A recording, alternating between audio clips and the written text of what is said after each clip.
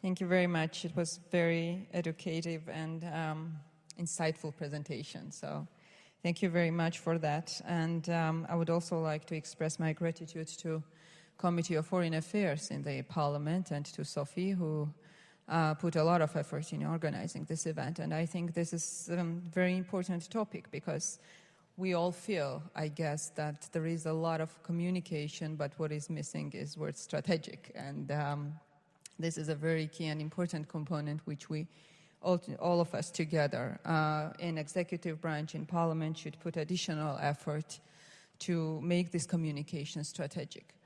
In the world of lawyers, there is very famous statement that not only must justice be done, but it must also be seen to be done. And this is very important, and I think it can be applied to our conversation today. Not only we should do reforms, not only we should adopt legislation, not only we should do our work, but also make it very clear and visible and understandable for our constituency within the country and beyond, for our strategic partners, what we do, how we do, why we do things that we do.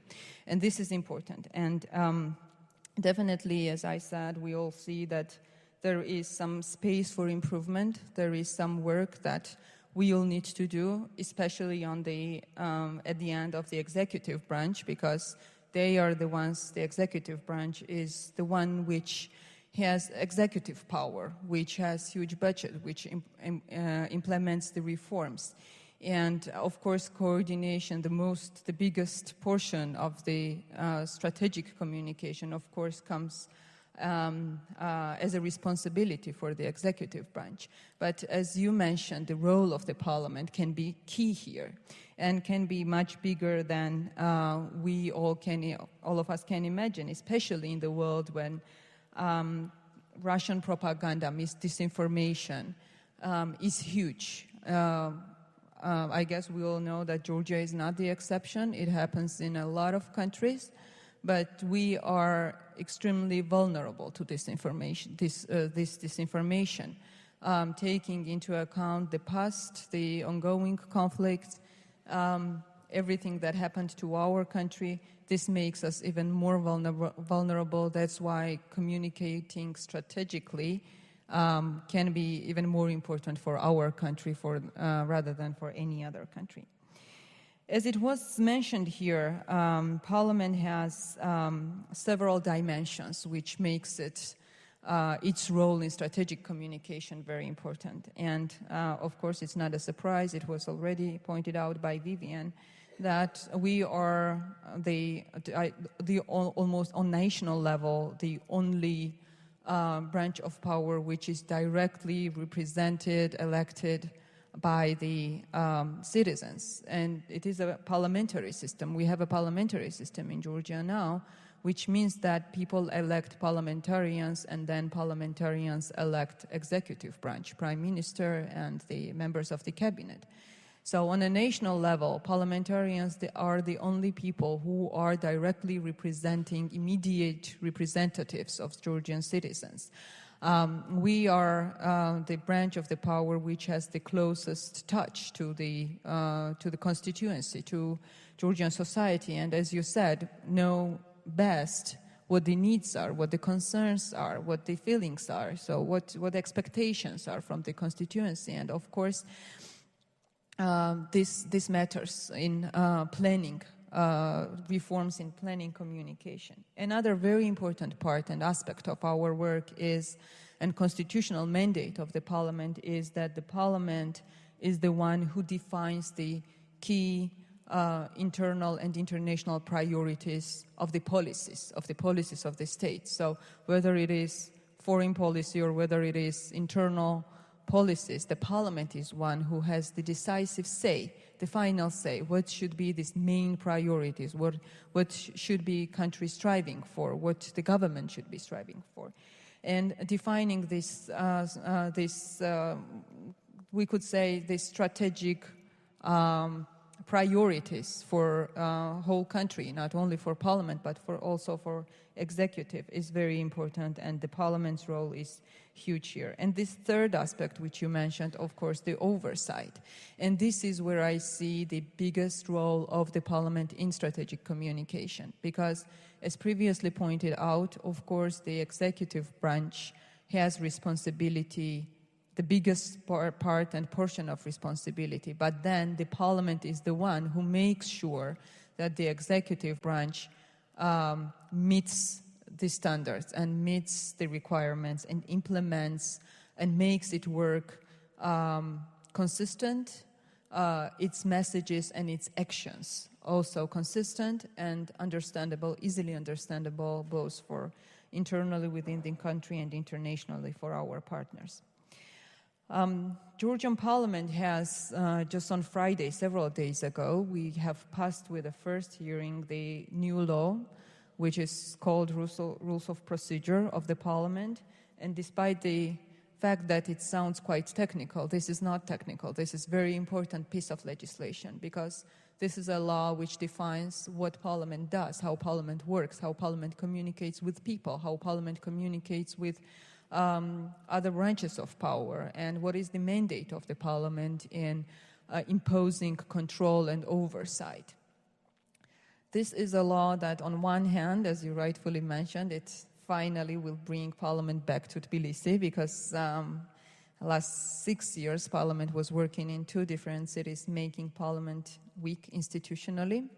But also, despite that, there are very, very important provisions in this legislation, in this piece of law, which strengthens Parliament's power as an oversight mechanism, as somebody who controls the executive branch, not only on strategic communication, but on all the issues that any executive branch or any accountable institutions are covering. Based on these regulations, we are empowering the parliamentary committees, making it easy for the opposition to summon the ministers at the committees and not necessarily the majority of the committee. These regulations mandate the ministers to have permanent appearances in the plenaries, even if they are not called by anybody. They still have to appear and deliver information to public and to parliamentarians about their work. The parliamentarians are given the right to summon any minister, including prime minister, any person who is responsible to the parliament at the plenaries, not only at the committees. The whole process is, these rules of procedure also very much simplifies the procedure for the arranging political debates in the parliament.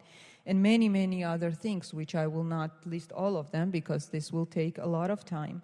But what is important, it is important that everything that parliament does is transparent. People see it. Every committee hearing, every plenary hearing goes live, and any interested person can observe. And any citizen who cares about different aspects of the governmental work has the opportunity to observe the ministers summoned in the open hearings and getting information and responding on their questions in this setting. Parliament is also an institution which itself is very transparent in terms of access to public information and also inclusiveness of the citizens in the work. Everything that we do is extremely easily accessible for the citizens. We have a lot of mechanisms which create very simplified procedures for our citizens to get engaged, to express their opinion, to voice their concerns, and to let us know what they are thinking about this or another issue. And Parliament, another benefit of the Parliament is that we are very good in cooperating with the civil society. And for the civil society organizations, it is much easier to get engaged in the parliamentary work rather than work of any other institution, I believe. And also Parliament is probably the most accessible, and parliamentarians are the most accessible for media, for journalists. So there is the whole combination of different things that which makes Parliament as an institution accessible for media, for civil society, for citizens, and with the empowered, with the strengthened oversight mandate, I think that Parliament can play a critical role in building the strategic communication platforms and also scrutinizing how these platforms are performing in the executive branch. And I'm glad that the Committee of Foreign Affairs took a lead on this in the Parliament, and this leadership gives additional, I think, hopefully the new energy to the processes that are taking place in the executive branch.